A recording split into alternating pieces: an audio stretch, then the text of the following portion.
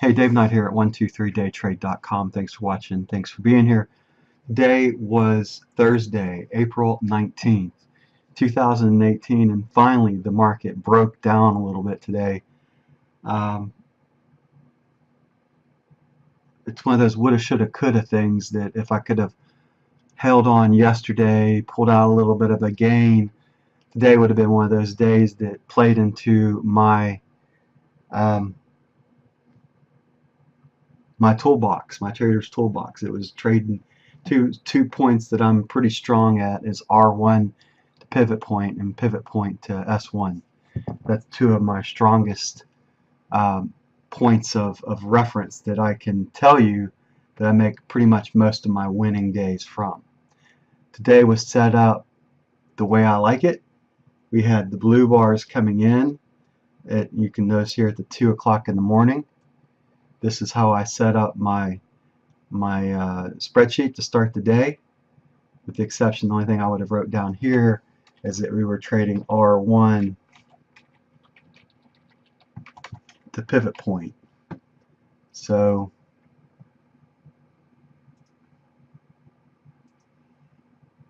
and then I would have been ready to go. And I know that I would have hit the short side of this trade because nothing can go up forever.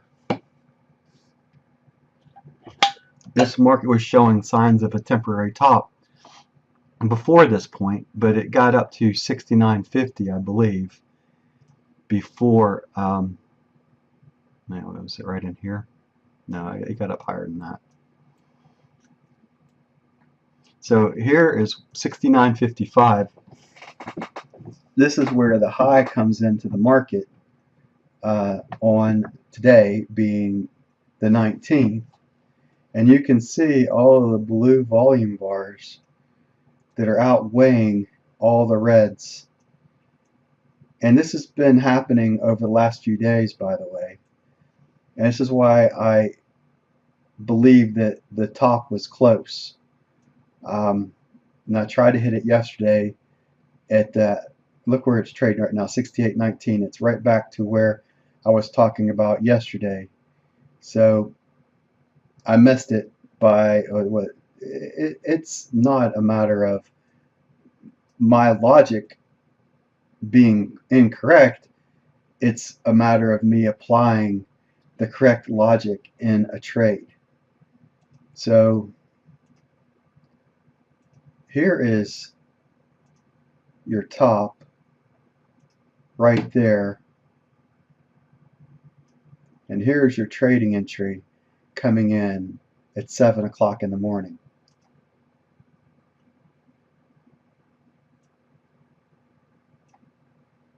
Around the 69.39 level. Excuse me, where would that been? Yeah, 69.39. There's your short entry on the trading session today. If you missed it, you still look back and you see where would I have been short from if you wait till the 8 o'clock open.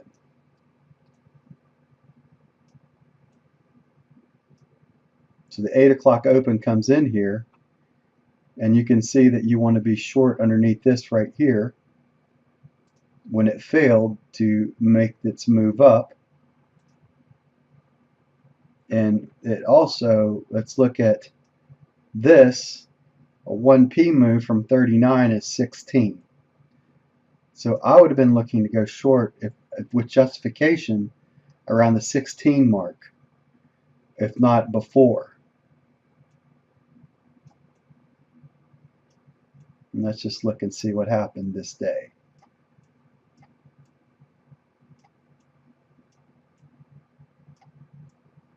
This might have been an area out. The market made a move down.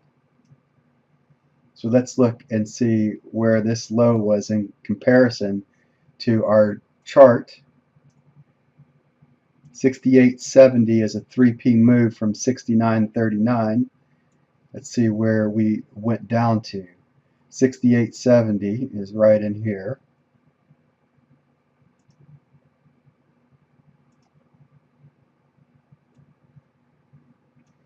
So depending upon where you got in, this could have been a 3p move from the 39 level. And you see it go up through 93, up through this area through here, and this ends up being the high of the session. I mean of the up move, and then it comes down from there. Oh wait a minute, it makes that one extra move up at 10:30, and then it comes back down. So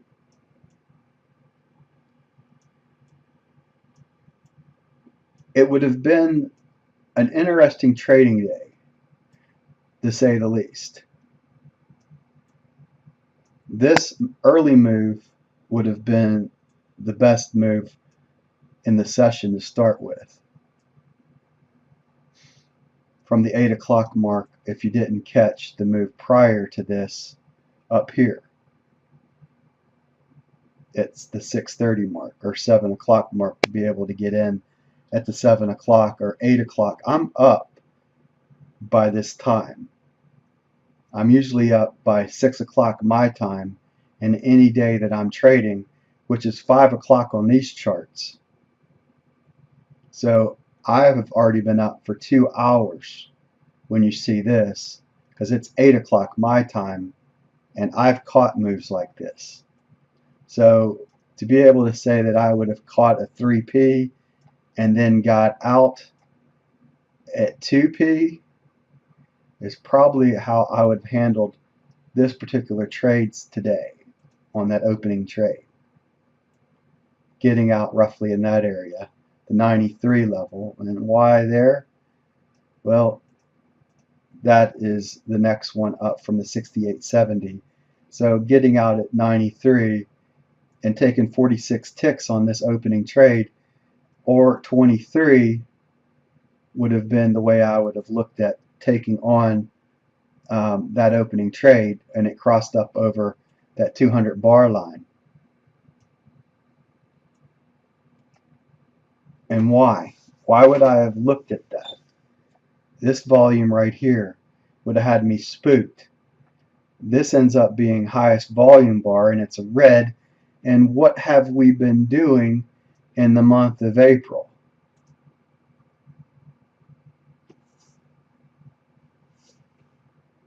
Here is April from this point forward. Let's get my screen drawn.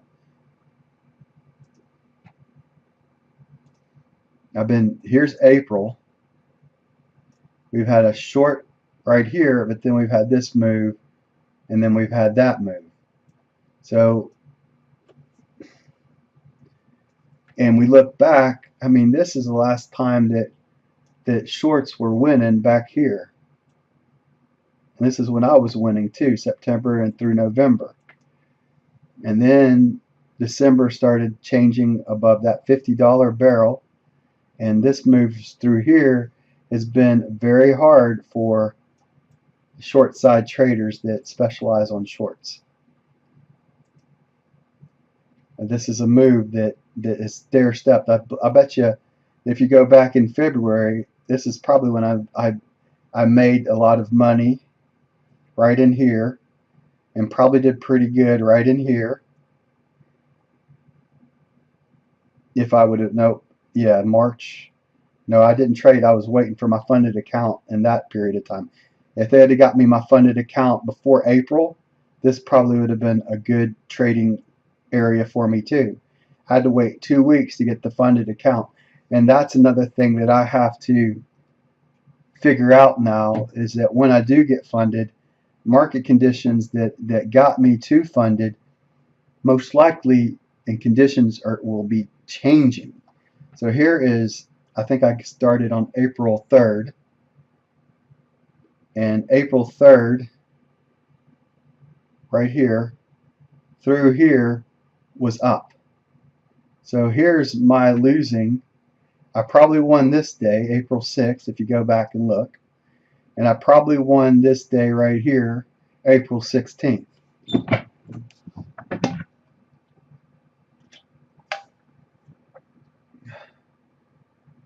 and then I didn't do anything outside of that.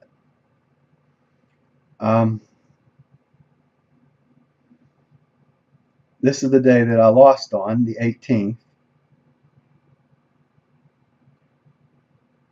and the 19th, this would have been a nice trading day for me. Now, would I have taken on the trade after I would have got 45 ticks away? I don't know. This is only hindsight now. I would have watched it for sure and noticed that we still had lots of time for another move, and I would have looked at this and seen all these blue bars kicking in when we reached back up to the prior break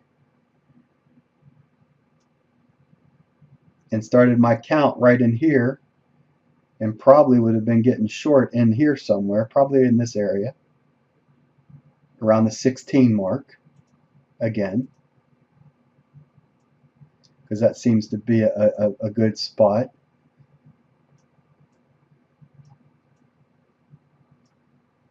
That might have turned out to be a loser that time. And then here we go again, or at least break even on that one. Here we go again. Right in here would have been a nice fake out entry, looking at these bars and getting back in underneath this break point again.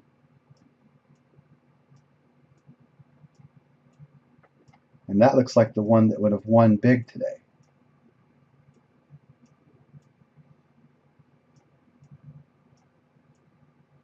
Looks like the exit would have come in through here.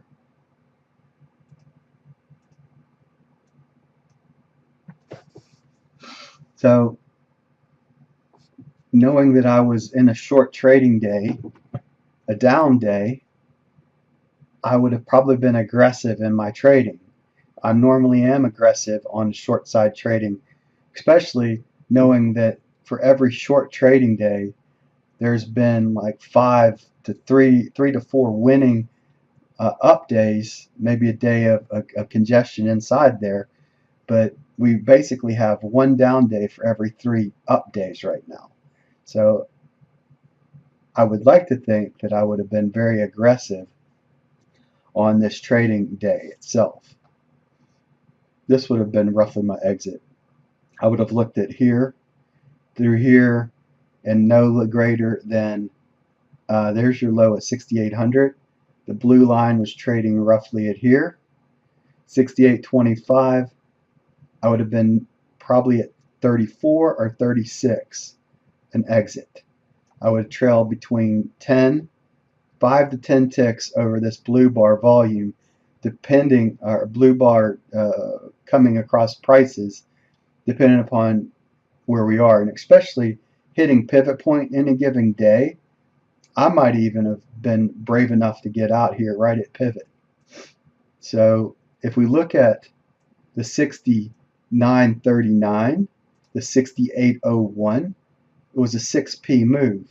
So it could have me tell you that I would have got out around the 24 level or somewhere in that area. So this would have been a turnaround day for me, is what I'm getting at. Would I have been in the black in the funded account or not? I have no idea. But I can tell you that this is the kind of days that when you see me put up those 70, 80, 90, 100 and something tick days, these are the days, this is what it looks like. This day of how it's all set up, you probably would have had to have more than one entry unless you caught that 7 o'clock entry and you had been brave enough to hold this whole time at 7 o'clock all the way through. I probably would tell you that the only way that I would have held that 7 o'clock entry would have been if I had traded 2 into it, got one out at around the 3p mark, and then allowed the other one to hold at break even. So that would have been about the only way that I would have held it, looking for a big drawdown down day inside of this movement right through here. That's in a nutshell how I think I would have handled the day. Now it's hindsight, but my history of taking on the short side of the market, you can argue with me, You can say it's all speculative or whatever you want to say. It doesn't. I know how I handle the short side. I'm confident when I believe there's a down day involved in the market. And notice that we never did get above the R2 line. In fact, we stayed below R1 in the whole session. So R1, let's get here, let's release it. Here's R1, and my troubles come in above R1 a lot of times because I'm trying to fade into a strong uptrend.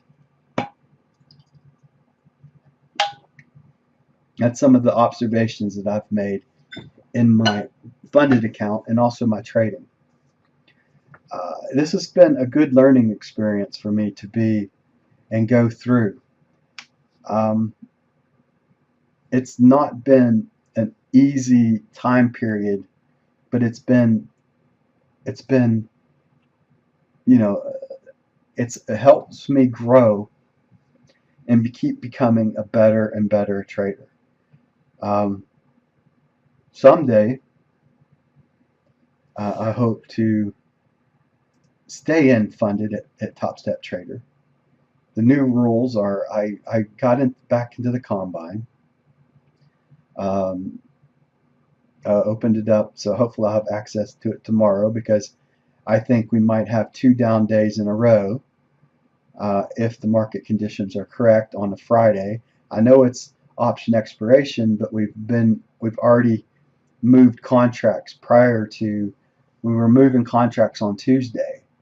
So it's kind of past that 3rd week Friday now. I know it expires, but a lot of people have already made their moves. So tomorrow could be another down day into Monday. So what I'm getting at is that we could have a 3 down day, today being day 1, day 2 on Friday, and the continuation on the 23rd. I want to take advantage of that situation and hope that I can, by the time the smoke clears on Tuesday the 24th, maybe I already got my $2,000 of the combine, and then I'm just taking it easy days 3, 4, 5, and going into FTP by May, no later than May or so. So their new rules say that you only need 5 days. So that's pretty much saying that you only need like a $500 day on a couple days. And if you get a couple nice winning days of 70 ticks and so, you know that you're within striking range of it by day 3, day 4. So, and I've done it before. This is the kind of market conditions that have shown previously, and we will see if there's a continuation of a down move into Friday into Monday, going into the weekend. I hope by me going over some of my logic on the down move today, it has helped you to some degree how I handle a down move. It's in my strong suit. It's my greatest sweet spot is pivot point to S1.